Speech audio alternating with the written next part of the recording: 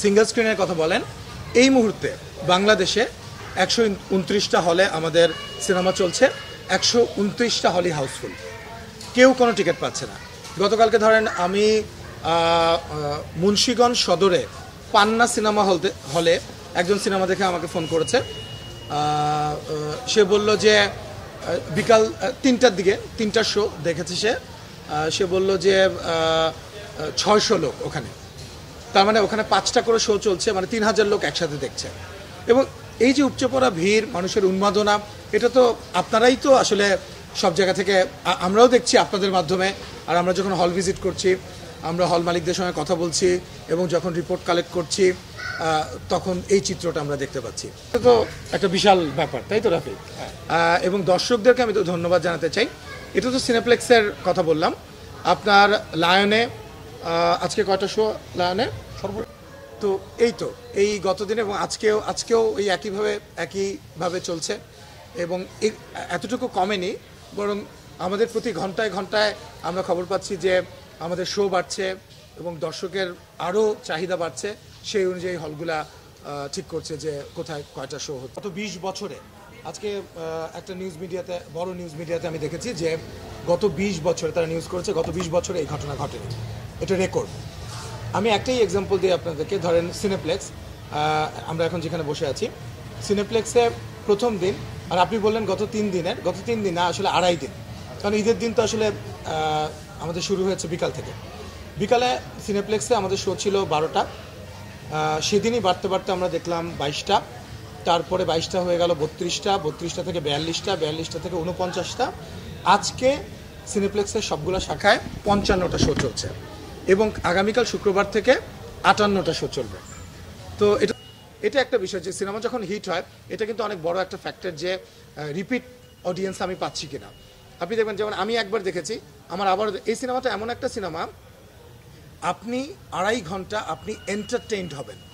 আমি একবার দেখেছি এবং আমি এক্সাইটেড যে আবার কখন দেখব। সো ন্যাচারালি আমাদের তো বিভিন্ন সময় আমাদের বন্ধুবান্ধব বলেন, আমাদের যে স্পেশাল শো, আমাদের ইন্ডাস্ট্রির লোকজনকে নিয়ে আমাদের বিভিন্ন সময় দেখতে হচ্ছে, কিন্তু আমার একবারের জন্য বোর্ড লাগছে না, আমি বোর্ড হচ্ছি না। তো এটা আমি বলতে পারি যে এটা রিসেন্ট টাইমে এই ঘটনা ঘটেনি। এই ধরনের দর্শকের উপচে পড়া ভিড় এবং দর্শকের যে অভিযোগ যে আগামী 3-4 দিনের টিকিট, অ্যাডভান্স টিকিট বিক্রি হয়ে যাচ্ছে, পাওয়া যাচ্ছে না। মধুমিতায় দেখলাম সেখানে ভাঙচুর হয়েছে, আপনার ব্ল্যাকে টিকিট বিক্রি হচ্ছে। তো এগুলো প্রতিরোধ করতে হবে, কিন্তু এই ঘটনাগুলো প্রমাণ করে যে দর্শক আসলে ভালো কন্টেন্ট যদি তৈরি করা যায় এবং ভালো সিনেমা নিয়ে যদি দর্শকের সামনে হাজির হওয়া যায়, দর্শক যে মুখ ফিরিয়ে নেয় না এবং দর্শক যে হলে আসতে চায়, সেটাই আজকের প্রমাণ। আমি এমন একটা দর্শক পাইনি যে সিনেমাটা দেখে বের হয়ে কোনো একটা নেগেটিভ রিভিউ দিয়েছে এবং তাদের একটা স্যাটিসফ্যাকশন নিয়ে বের হচ্ছে। আপনি যখন দেখেন একটা পরিবার নিয়ে, এবং এটা কিন্তু ফ্যামিলি অডিয়েন্স বলেন আপনি, এটা কমার্শিয়াল ফিল্ম না, এটা কমার্শিয়াল ফিল্ম, কিন্তু এটার মধ্যে দারুণ একটা গল্প নিয়ে হাজির হয়েছে রাফি। সো আপনি দেখেন এই ছবিটার যে যারাই দেখছে, তারাই, সেটা সিঙ্গেল স্ক্রিন বলেন, মাল্টিপ্লেক্স বলেন, বাংলাদেশের সমস্ত হল থেকে যখন দর্শকরা বেরোচ্ছে একটা উচ্ছ্বাস নিয়ে এবং একটা স্যাটিসফ্যাকশন নিয়ে, ফ্যামিলি নিয়ে যখন দেখছে, একটা তৃপ্তি নিয়ে বের হয়ে তারা বলছে যে সিনেমাটা, এবং তারা রিপিট করতে চাইছে বারবার। আমাদের কালেকশন নেয়ার জন্য আমাদের হিমশিম খেতে হয়, কারণ আমাদের ম্যানুয়ালি কালেক্ট করতে হয়। এবং এমনকি আপনি যে মাল্টিপ্লেক্সের কথা বললেন, আমি সিনেপ্লেক্সকে একটা স্পেশাল থ্যাঙ্কস দিতে চাই। সিনেপ্লেক্স এবার আমরা যেভাবে করে রিপোর্ট চেয়েছি, আমরা সিনেপ্লেক্সকে বলেছি যে আমরা ইন্ডিভিজুয়াল শোয়ের আমরা রিপোর্ট চাই, আমাদেরকে কোনো দিন দেয়নি, ইন্ডিভিজুয়াল শোয়ের রিপোর্ট দিয়েছে আমাদেরকে। তারা বলেছে আপনাদের রিপ্রেজেন্টেটিভ থাকুক।